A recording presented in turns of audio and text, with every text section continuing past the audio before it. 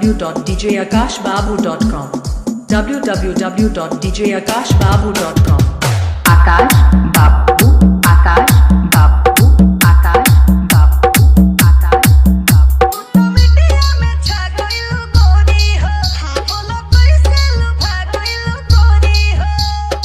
बोलो अरे बताओ तनी तो मीडिया में छा गइल गोरी हो बोलो कैसे लुभा गइल गोरी हो साफ साफ बताओ का बात रहे हमरा गांव में आयल डीजे बजावे घर के बगल में शादी पड़ रहा है। अच्छा देखली तो हमरा तकलन हम इनकार तक नहीं हमरा राखी मरलन हम मरनी ओकरे बाद से नंबर लेनी और बात 3 दिन बाद कोई जान चौथे दिन भाग के जलंधर में शादी रचा लेनी जान। अच्छा देखोते देखोते नैनाचार हो गई डीजे के ऑपरेटर से प्यार हो गई डीजे के ऑपरेटर से प्यार हो गई कैसे बताई हमार हो गई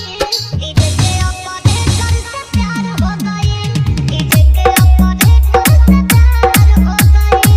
तो पता हो गई www.djakashbabu.com www.djakashbabu.com आकाश बाबू आकाश बाबू आकाश बाबू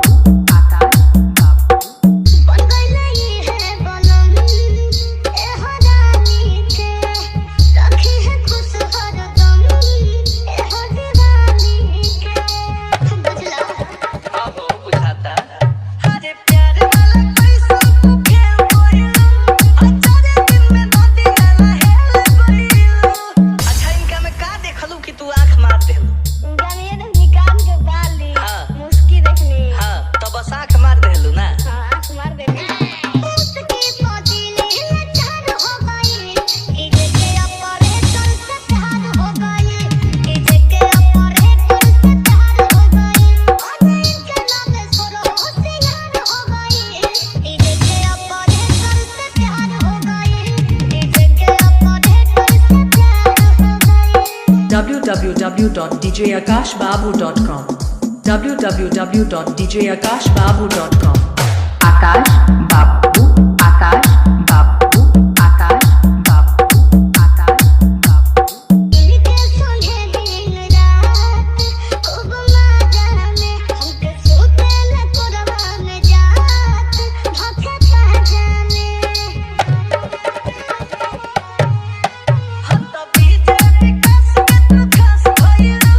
लव के परीक्षा में पास भइलू अच्छा नंबर आगे ये देलम कि आगे तू देलू आज हम नंबर देनी हां साइड में बुला के अच्छा नजरी के तीर आर पार हो गई डीजे के ऑपरेटर से प्यार हो गई